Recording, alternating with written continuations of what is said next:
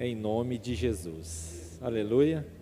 Senhor, abençoamos o ninho, toda palavra já liberada a ele, seja agora sacudida, transbordante, em justa medida para a tua igreja, em nome de Jesus. Nós o cercamos, toda e qualquer interferência que não confesse Jesus como Senhor, ou que Jesus veio em carne, nós a repreendemos na autoridade do nome de Jesus Cristo, e a Ele concedemos toda a liberdade, por meio do Espírito Santo, assim o abençoamos em nome de Jesus. Amém, Senhor. Aleluia, glória a Deus. No mundo nós teremos aflições, mas o Senhor Jesus nos alerta em termos bom ânimo, nunca perdermos a condição do ânimo, né?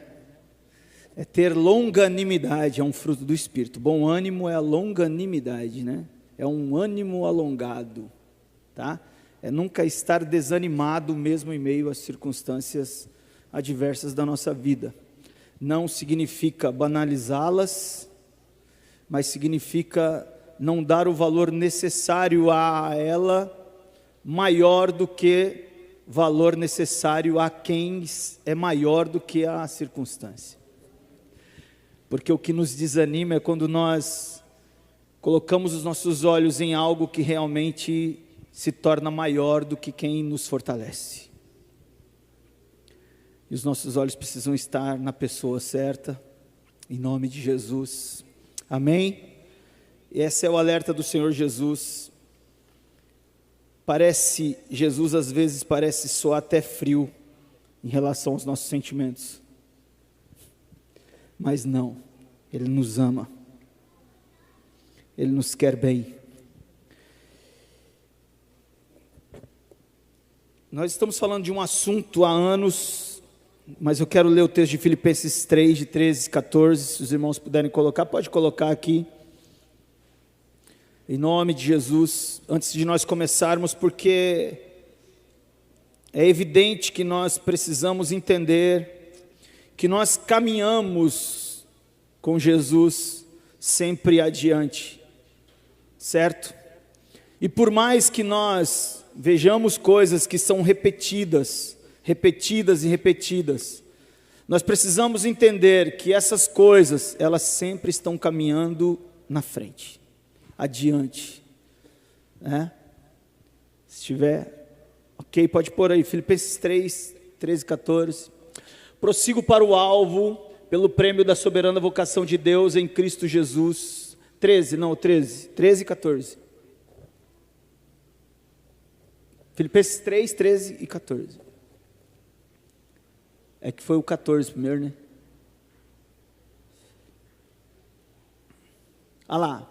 Irmãos, quanto a mim não julgo que haja alcançado, que o haja alcançado, mas uma coisa faço, e é que esquecendo-me das coisas que ficam atrás, que atrás ficam, e avançando para as que estão diante de mim, prossigo para o alvo pelo prêmio da soberana vocação de Deus em Cristo Jesus. Então o que nós fazemos todos os dias, quando nós enxergamos a vida, a obra de Jesus, é entendermos que sempre que nós vislumbramos a vida e a obra de Jesus, que nós assumimos a vida e a obra de Jesus, nós estamos sempre caminhando com coisas que estão à nossa frente, nunca coisas que estão atrás. Então, quando nós olhamos para coisas que nós já vimos, não significa que nós estamos, vamos ficar agora olhando lá para trás, para as coisas que a gente já estudou no começo, porque, não. Nós nunca vamos ver a vida e a obra, nós nunca vamos ver as verdades de Cristo, nós nunca vamos ver o que a palavra nos ensina, como coisas, por mais que sejam repetidas, como que se já tivessem ficado para trás. O que ficou para trás na nossa vida foi a independência, o pecado, a rebeldia, a desobediência. São frutos desse tipo de situação, de sentimento, que nos impedem de deixar que nós cresçamos diante daquilo que está à frente de nós, ok? Então não é caminhar como se Cristo estivesse aqui, né? Ou se a nossa vida estivesse aqui e Cristo estivesse lá, e nós estamos caminhando para Cristo olhando para lá. Não significa isso. Significa que o que aconteceu, aconteceu, acabou, acabou, eu prossigo para alcançar aquilo pelo qual fui conquistado. Jesus está ali e as verdades dele sempre estarão à frente de nós. Amém? Então a primeira verdade que nós vimos é que Jesus é eterno, ele sempre existiu na pessoa do Pai. Tá? A segunda verdade é que ele deixou sua glória, o seu trono de glória e se revestiu de homem, se fez homem como um de nós. Como homem, ele viveu uma vida perfeita e irrepreensível, simultaneamente realizando uma obra tremenda e grandiosa. Morreu pelos nossos pecados, assumindo toda a nossa culpa. E aí então, nós estudamos, né? O Beto falou sobre as 4 primeiras, o Wilson falou sobre a 5ª, morreu pelos nossos pecados, né? E hoje nós vamos dar uma pincelada na parte da ressurreição de Cristo. Cristo ressuscitou, ele não ficou morto. Tá? Ele foi exaltado, está assentado à destra do Pai. E a última verdade que está diante de nós é que Jesus voltará. Amém? Glória a Deus. Atos 2:24 diz assim: ao qual porém Deus ressuscitou, rompendo os grilhões da morte, porquanto não era possível fosse ele retido por ela. Você sabia que a morte e a ressurreição de Jesus, ela é a referência principal de Hebreus 11, que diz que a fé é o firme fundamento das coisas que se esperam, né? E a certeza daquilo que não se vê. E é também a referência daquilo que diz que Jesus é o autor e consumador da nossa fé. Por que Jesus é o autor e consumador da nossa fé? Lá em Apocalipse vai dizer que Jesus, ele é o Cordeiro de Deus que foi morto antes da fundação do mundo. Você sabe quando que Jesus morreu pelos nossos pecados? Antes de nós existirmos. Por que ele é o autor? Porque a fé começou em Jesus antes de nós existirmos, antes de existir mundo, ele já tinha sido morto pelos nossos pecados. Ele se entregou pelos nossos pecados antes de nós sermos criados. Por isso ele criou, estabeleceu a fé. Ele se entregou e disse: então tá, eu vou deixar minha glória, eu vou viver como homem, eu vou viver ali. Se eu viver uma vida perfeita, então eu vou morrer e aí o Senhor vai me ressuscitar? É isso? Isso, filho. Então eu vou. Isso é fé. Ele acreditou piamente que deixando tudo que ele tinha, deixando toda a sua glória, se revestindo de um homem carnal, se fazendo menor do que um verme, porque se fazer menor do que aquilo que você criou, é pior do que tudo na vida. E Jesus se tornou a pior das criaturas, porque ele se tornou menor que nós, porque ele é o nosso Criador. Imagina você criar algo e ter menos valor do que aquilo que você criou. E Jesus fez isso por nós, antes de nós existirmos. E esse texto aqui, que diz: ao qual porém Deus ressuscitou, rompendo os grilhões da morte, porquanto não era possível fosse ele retido por ela. Por quê? Porque Deus cumpriu aquilo que ele tinha estabelecido antes da fundação do mundo. Ele é o autor da fé porque ele acreditou e se entregou a isso. E ele é o consumador da fé, porque Deus o ressuscitou no terceiro dia, rompendo os grilhões da morte. Ele criou e estabeleceu a fé ali. Qual foi as últimas palavras de Jesus? Eu sou o consumador da fé. Aqui eu estou consumando o que foi combinado entre nós, o que foi conversado entre nós, o que foi estabelecido entre nós, está se consumando aqui. Eu acredito. Você sabe que Jesus estava dizendo, quando ele estava sendo crucificado, para os discípulos, e a maior manifestação de fé: eu acredito em vocês, vocês vão continuar a minha obra. Agora, com a minha essência ressurreta em vocês, agora com a minha essência de ressurreição, vocês não vão viver mais mortos nos seus delitos e pecados, porque eu levei essa morte. Agora então, eu ressuscitando, vocês ressuscitam comigo, e a obra que vocês vão realizar agora é de um Cristo ressuscitado, de alguém que venceu a morte. Isso é ressurreição, meus amados. Glória a Deus. Glória a Deus. A ressurreição de Cristo é o fundamento da esperança da nossa ressurreição com Ele. Depois que Jesus ressuscitou, Ele foi exaltado.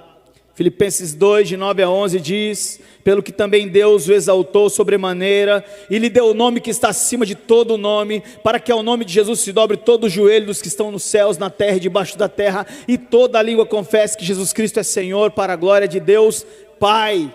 Ele foi exaltado, Ele foi elevado à mais alta posição no universo, Ele foi colocado devidamente no seu próprio lugar.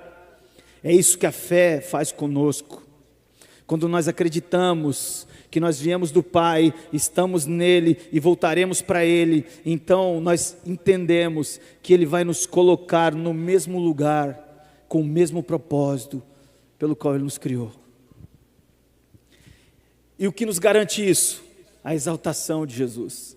Porque Jesus não fez isso para ser exaltado. Ele foi exaltado porque o Pai o exaltou. Deus o exaltou sobremaneira. Deus o exaltou. Ele não se exaltou. Ele não se empoderou. Ele só se entregou, confiou, acreditou e tudo se cumpriu. Essa tem que ser a nossa vida por meio da ressurreição, amados. Quando Cristo vivo está exaltado sobre nós, nós vivemos uma vida de expectativa, de esperança, de algo que é eterno, celestial, verdadeiro para nós. Não tem dúvidas. Quando o próprio Senhor Jesus, que é exaltado, está sobre nós, então Ele constitui domínio sobre nós, e aí então nós, sob esse domínio celestial, vivemos a vida que agrada a Deus. Só há uma maneira de viver longe do poder do pecado, que é com Cristo exaltado sobre nós. A nossa vitória sobre o pecado, que é a desobediência, a independência e a rebeldia contra Deus, é a exaltação de Jesus. Porque a exaltação de Jesus revela o governo celestial sobre o homem. A melhor forma que Deus encontrou para estabelecer governo sobre o homem e levar o homem a viver uma vida longe da dependência do pecado é o Cristo exaltado. Nós vamos entender isso um pouquinho mais para frente, eu só estou dando uma pincelada aqui. E por último, a última verdade, Jesus voltará. Mateus 24, 30. Então aparecerá no céu o sinal do Filho do Homem, todos os povos da terra lamentarão e verão o Filho do Homem vindo sobre as nuvens dos céus com poder e grande glória. Vai ser um acontecimento estrondoso. Muitos pensam que Jesus vai voltar e vai acontecer alguma coisa assim, que os crentes vão sumir, as coisas vão acontecer e pronto, acabou. Irmãos, vai ser um evento que nunca a terra presenciou.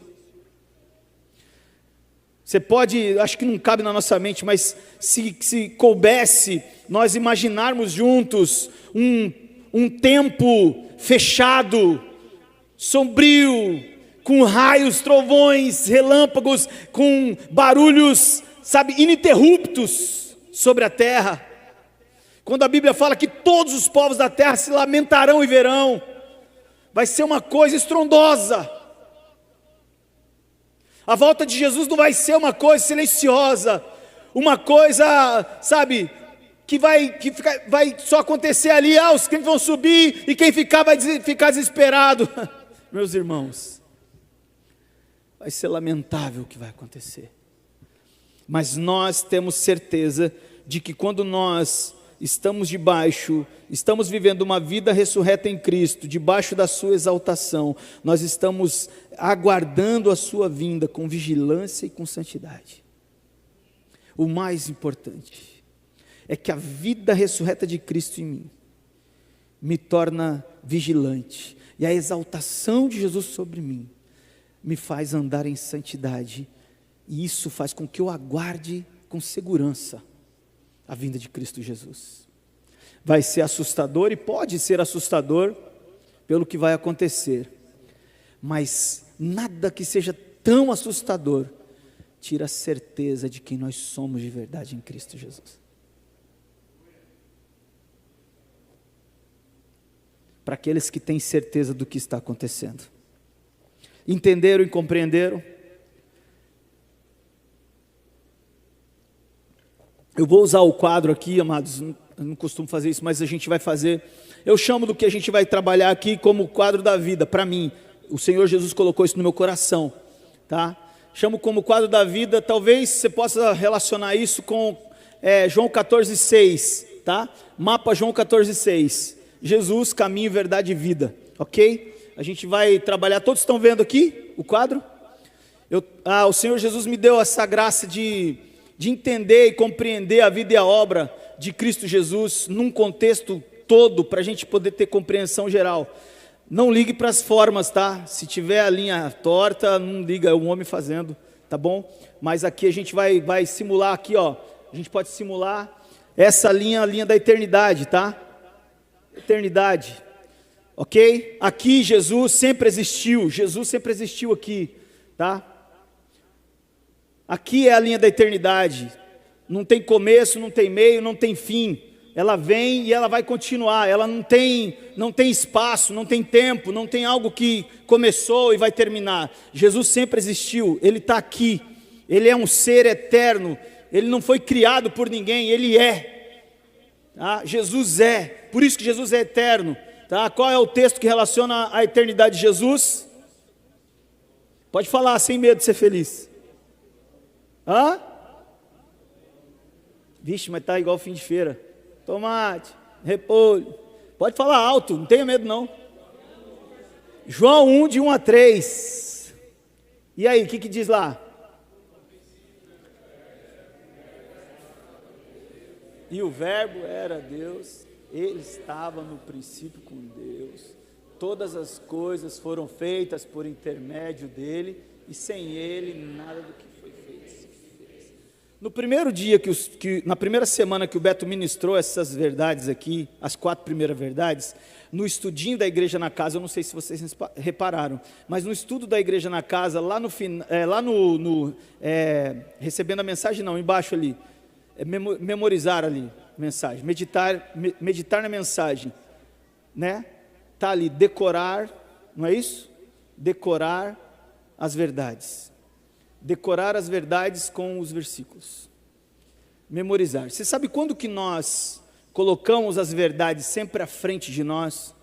Quando nós guardamos no nosso coração a verdade do Senhor para não pecar contra Ele. Quando nós pecamos contra o Senhor? Quando nós tentamos caminhar em direção a Ele, olhando para trás. Nós nunca vamos enxergar o que está na frente. Nós sempre vamos ficar voltados a coisas do passado. E aí o que vai acontecer? Não, decorar é chato demais, né? Memorizar é chato demais. Lá antes de Jesus vir, Davi já estava dizendo: guardei a tua palavra no meu coração, para não pecar contra ti. Se nós não guardarmos a palavra no nosso coração, nós nunca vamos compreender isso. Nós nunca vamos entender essa verdade. E aí o que aconteceu com Jesus? Ele deixou a eternidade e tornou-se homem, né? Se fez como um de nós. Qual que é o texto usado aqui? Filipenses ou João primeiro? João, então vamos no João, começar no João. João o quê? 1,14, pode falar alto. E Filipenses o quê? 2, de 5 a 8. Ok, o que diz João 1,14? Vamos lá.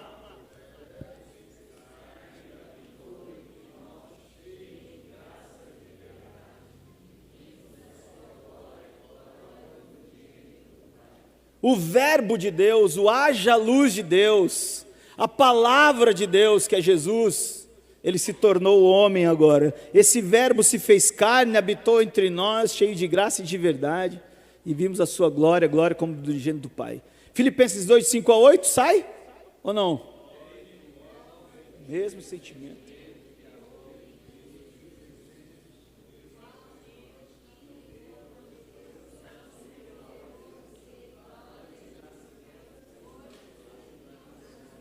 Vocês estão dando cola, né? Eu não sabia que eles estavam dando cola. Eu vou pegar o pessoal da mídia. Não vai mais dar cola. Não precisa mais dar cola. Tende em vós o mesmo sentimento que houve também em Cristo Jesus. Tá? Que mesmo sendo Deus, não usou como usurpação ser igual a Deus. Antes, a si mesmo, a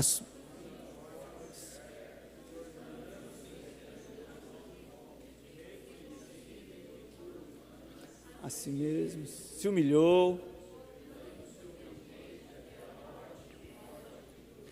Presta atenção que Jesus tornou-se obediente até a morte e morte de cruz. Aqui começa a primeira parte. Tornou-se obediente. Ele nasceu como homem. E aqui, vem a obediência de Jesus. Tá? A terceira verdade. Qual que é a terceira verdade?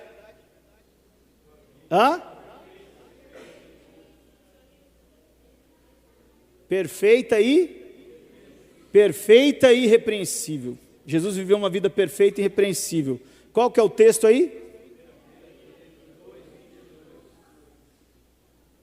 2:22, o que diz lá?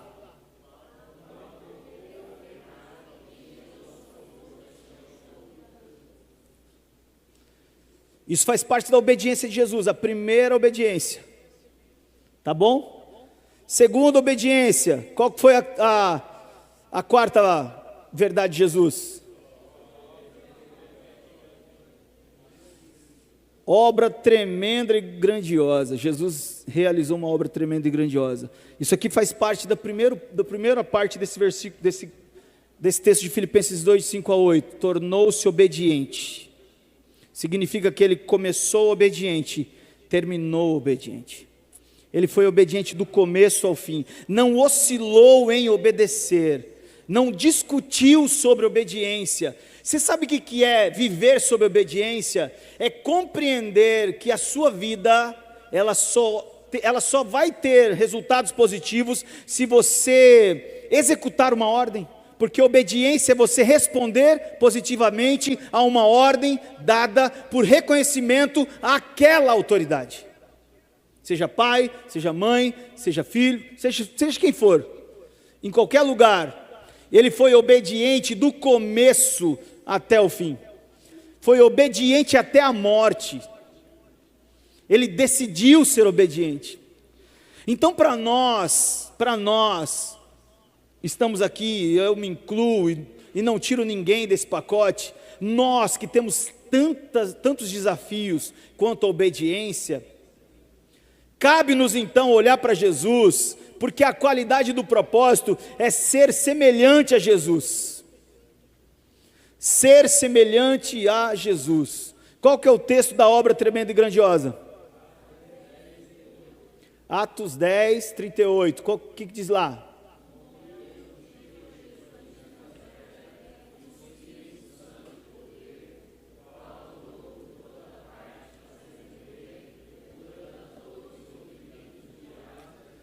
Porque Deus era com ele. Então Jesus, ele viveu uma vida perfeita e irrepreensível e simultaneamente realizou obras tremendas e grandiosas. Não foi uma coisa nem outra separado. Ao mesmo tempo que ele decidiu obedecer, a obra que ele realizava era fruto dessa obediência. A vida perfeita que ele levava também o dava condições de realizar grandes obras. Eu não preciso primeiro ser perfeito para depois realizar grandes obras. Ou eu não preciso pensar nas grandes obras, não, são coisas que simultaneamente acontecem conosco.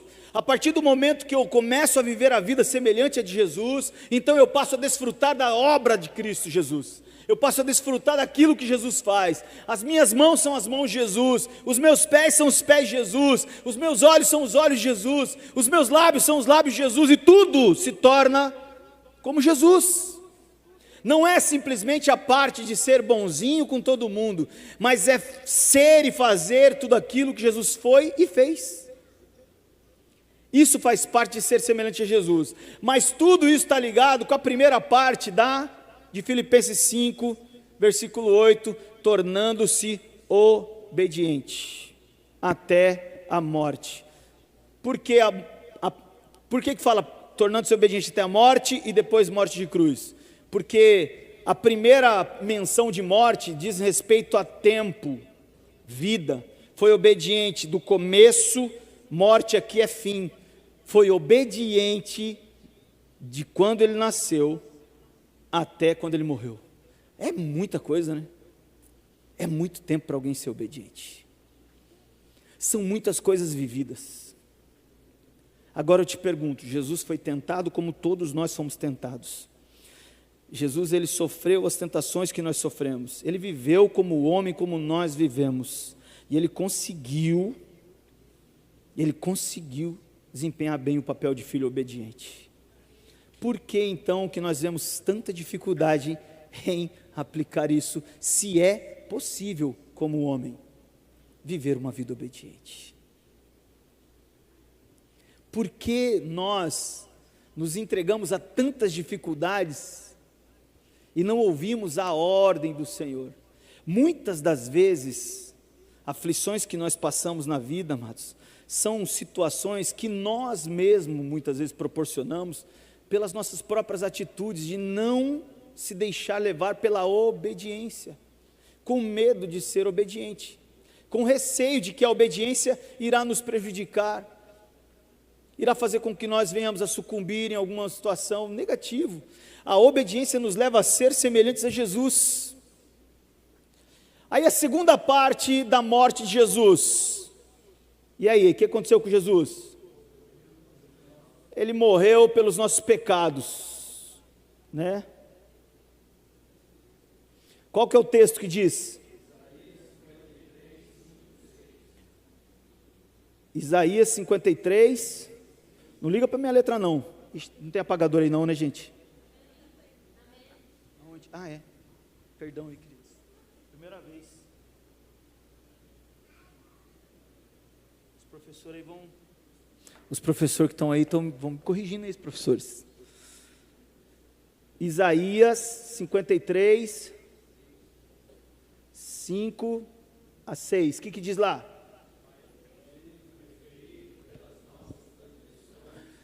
Moído.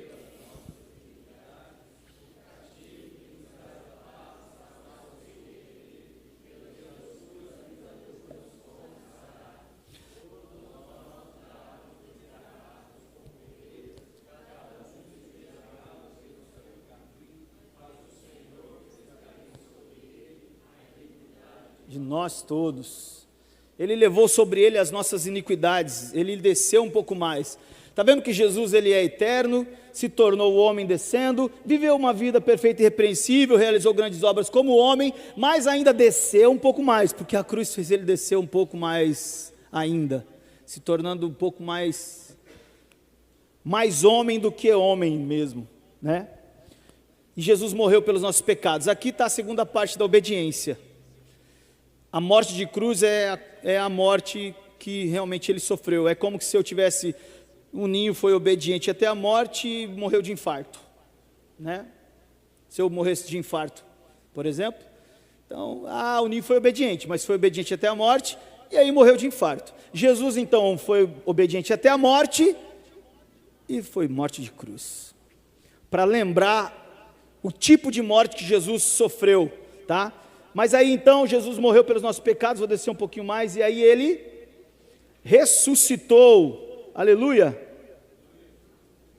ressuscitou. Qual que é o texto que fala sobre a ressurreição? Atos, opa, está aparecendo um R isso aqui, 2:24, é isso? O que diz lá, que a gente acabou de ver?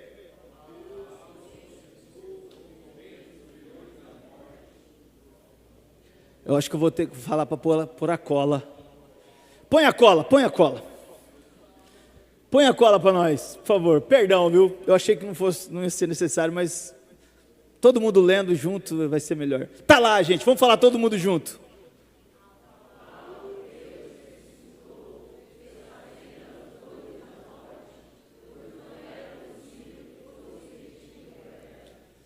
Deus o ressuscitou. Percebe que na ressurreição de Jesus, ele não ressuscita e vai direto para o céu. Jesus ressuscita e volta como homem que ele foi, no mesmo nível do qual ele morreu, tá? No mesmo nível, tá? E aí ele viveu um pouco mais como homem aqui, Ele desfrutou um pouquinho mais, ele passou uns dias a mais aqui, né? E compartilhando com os discípulos, e ali em comunhão com os discípulos, aconteceu uma coisa extraordinária, ele foi exaltado. Qual que é o texto que diz sobre a exaltação de Jesus? Filipenses 2, 9 a 11. O que diz lá? E lhe deu o nome.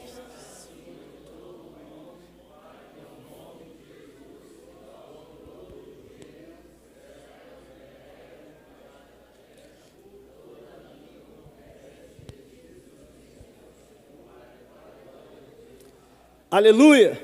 Então aonde Jesus está com a exaltação aonde que Jesus está? Olha a trajetória de Jesus, olha da onde Jesus saiu, e olha com tudo que ele viveu, para onde ele voltou, e aonde ele está reinando. Jesus está aqui reinando com glória, na eternidade, no mesmo lugar. Então a nossa trajetória é a mesma de Jesus, com algumas situações que são similares, mas que vão determinar e dar toda a diferença. O que vai acontecer mais para frente? Jesus voltará. Vou colocar um VT aqui. Qual que é o texto? Mateus. O que diz lá?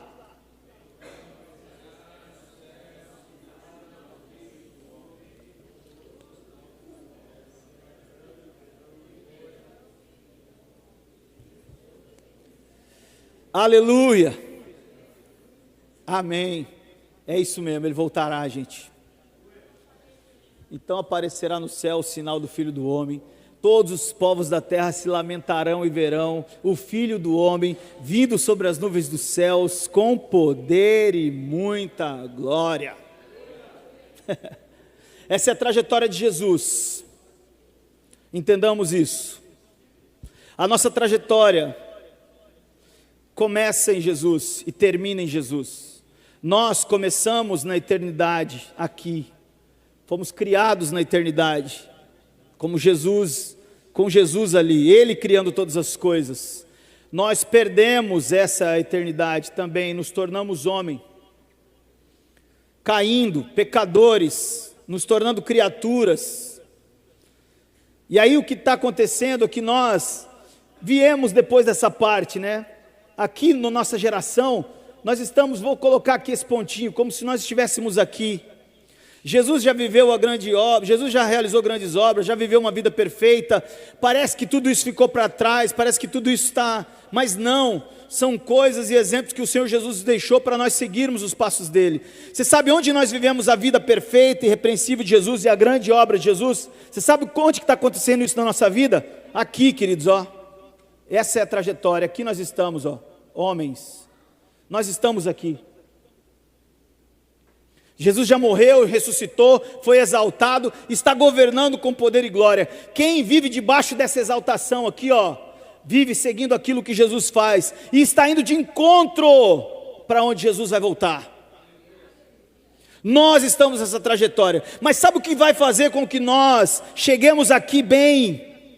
É quando nós, e eu vou pôr pontilhado aqui, é quando nós experimentamos essa experiência aqui, de morte e ressurreição. O que nos garante uma vida com Cristo aqui, é a morte e ressurreição em Cristo. Muitos de nós passamos por cima dessa experiência, e queremos chegar aqui bem, mas não vamos chegar. Quem não experimentar a morte de Cristo e a ressurreição de Cristo, nunca vai desfrutar da exaltação de Jesus, e não vai encontrar com Ele aqui nesse ponto, porque Ele vai voltar para pegar aqueles que passaram pelo mesmo processo de morte, ressurreição, e agora vivem na dependência da obediência, da exaltação de Cristo Jesus. Nós precisamos entender isso aqui. Isso aqui tem que ficar gravado no nosso coração. Eu preciso me entregar a essa experiência. A experiência da morte e da ressurreição, que é a entrada pela porta, precisa ser real, porque não adianta eu querer viver agora, entendendo e compreendendo sobre a exaltação de Jesus, mas não desfrutando da obediência. Porque aqui, Jesus já desfrutava dessa experiência. Ele é o Cordeiro que foi morto antes da fundação do mundo. Jesus não precisou morrer fisicamente numa cruz para morrer pelos nossos pecados. Como você e eu não precisamos ser crucificados numa cruz para morrer a morte de Cristo. Porque lá em Romanos vai dizer que nós somos sepultados com Cristo na morte por meio do batismo, a fim de que pela sua ressurreição nós andemos em novidade de vida. E a novidade de vida do discípulo, ela está pautada na exaltação de Jesus aqui, ó. Ele vive debaixo da exaltação. Jesus manda, ele realiza. Jesus manda, ele realiza. Jesus manda, ele realiza. Até que quando ele voltar, ele vai encontrar esse povo obediente que viveu debaixo da ordem dele. É só assim que nós vamos ter um encontro verdadeiro com Jesus. É só assim que Jesus vai encontrar a essência plena e verdadeira da sua criação.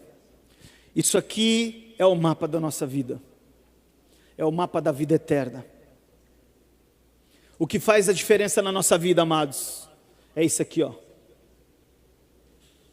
Se nós não tivermos experiência com isso aqui, se nós não vivermos de acordo com isso aqui, se nós estivermos pensando só o evangelho bonzinho, que a gente olha para cima e vê um Deus que vai passar a mão na cabeça, não. O Cristo exaltado é aquele que dá ordem e controla o universo pela palavra do seu poder.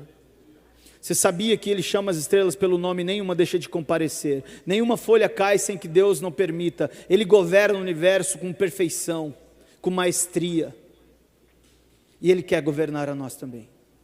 Você sabia, meus queridos, que diante de tudo aquilo que foi criado, todos os animais, com todas as suas peculiaridades, em cada um deles, nenhum deles foge da essência daquilo pelo qual ele foi criado, a não ser o homem.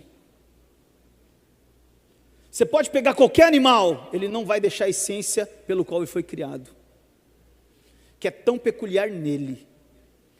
E nós, quando fomos criados, nós somos criados por Deus, e Ele soprou em nós o fôlego de vida, colocou em nós aquilo que é dele. Sabe o que nós carregamos como peculiar em nós? A imagem e a semelhança do nosso Criador. Mas nós somos os únicos seres que não querem colocar em prática a sua peculiaridade. Nós queremos outra coisa. Nós fugimos da nossa peculiaridade. Nós fugimos da essência, porque nós queremos coisas boas para nós, nós queremos coisas reais para nós queremos coisas valiosas para nós queremos coisas que são prazerosas para nós. Mas a essência que foi colocada em nós, foi a essência do Filho, que foi obediente ao Pai, e a única coisa que Ele se preocupou, foi em obedecer o Pai em tudo. Pai, eu te glorifiquei na terra, obedecendo a tudo que o Senhor me ordenou. E hoje o que o Senhor quer fazer conosco aqui, amados, é que nós voltemos à essência plena daquilo pelo qual nós somos criados, por meio dessa experiência aqui, ó, morte e ressurreição de Cristo. Morte e ressurreição de Cristo. Uma vez que nós entramos pela porta por meio do batismo e ressuscitamos em Cristo, estamos aptos para viver a vida dependente e obediente do Senhor, que nos devolve a essência pela qual nós somos criados. Mas se nós passarmos por cima dessa experiência, só observando o que ela faz, como um símbolo, ou como algo que realmente é legal e bonito, então nós não vamos experimentar dessa graça da obediência aqui. E eu quero te perguntar, aonde a porta tem feito diferença na sua vida hoje? Aonde a entrada pela porta está te levando? Porque ela precisa ser real. Quantos de nós não só batizamos tomando um banho, para fazer parte de um contexto religioso, para fazer parte de uma denominação religiosa, de um contexto de membresia, ou para tomar o vinho e comer o pão, ou para ser aceito numa congregação por membresia. Quantos de nós não fizemos isso? E hoje o Senhor está nos revelando que a entrada pela porta é o que nos insere verdadeiramente na sua vontade, é o que realmente faz com que nós olhemos só para cima, e lá de cima nós encontremos todas as razões para nós vivermos nessa terra. É essa entrada pela porta. Então eu quero, em nome de Jesus Cristo, orar com vocês, amados, todos nós juntos, para que nós possamos olhar para isso aqui, catequizar isso aqui, entender o quão importante é a vida e a obra de Jesus. Tem um mapa da sua vida, que você vai encontrar o tesouro final, que é Cristo, mas tem um caminho a percorrer. Por isso que eu chamo essa trajetória de mapa João 14,6. Jesus é caminho, verdade e vida. A gente vai encontrar uma hora. Em nome de Jesus. Amém? Quero orar com vocês. Em nome de Jesus, podemos orar juntos? Obrigado, Jesus, porque o Senhor não nos deixou sem condições de compreendermos tua vida, tua obra e a tua ordem. A tua vida diz respeito àquilo que tu és, Senhor. A tua obra diz respeito àquilo que tu fez e faz. Oh, Senhor, e a tua ordem diz respeito, Senhor, àquilo que o Senhor deseja para nós. Que nós possamos, ó Pai, nos enquadrar, Senhor, na sua realidade. Deixarmos de lado, Senhor, a essência desse homem carnal, terreno, humano tão somente, e nos revestirmos do celestial, porque a tua palavra diz, Senhor, que todos quantos foram batizados em Cristo, de Cristo vos revestiram. Que nós possamos, ó Pai, nos revestir de Cristo Jesus em toda a sua essência e vivermos a graça preciosa desse evangelho que foi nos deixado como verdade e vida, para que possamos caminhar debaixo da tua exaltação. Nós hoje estamos debaixo de um Cristo exaltado, de um Cristo que governa, de um Cristo que comanda, de um Cristo que ordena todas as coisas, e de um Cristo que espera uma resposta positiva, de um povo que obedece, que se coloca debaixo de uma obediência plena, em nome de Jesus. Para a glória do teu nome, Pai, Filho, Espírito Santo, que vivem essa unidade perfeita de trindade, de comunhão, de obra, que nós possamos ser revestidos do que é celestial, em nome de Jesus, Pai, que fique gravado no nosso coração, Senhor, a trajetória da nossa existência, a trajetória da sua existência, a trajetória da nossa vida, que é a sua vida em nós, a trajetória, Senhor, da nossa obediência, que está ligada à sua ordem, para a glória do teu nome, em nome de Jesus, em nome de Jesus. Queira, amados, queiramos, né, ou não sei se existe esse termo, ser obediente em tudo, que sejamos obedientes em tudo. Quem é de um tempo um pouco mais antigo, sabe que os pais antigamente não ensinavam os filhos a amar os pais, mas ensinavam os filhos a obedecerem os pais. Você vai me obedecer. E isso me levava, eu falo de mim, não sei dos outros, mas isso não me levou à revolta. Isso me levava a honrar a minha mãe, meu pai, respeitar a minha mãe, respeitar meu pai, e esse respeito exigido virava carinho e amor e afeto dentro do meu coração por eles. E é assim que funciona o amor de Deus por nós, em nome de Jesus. Amém?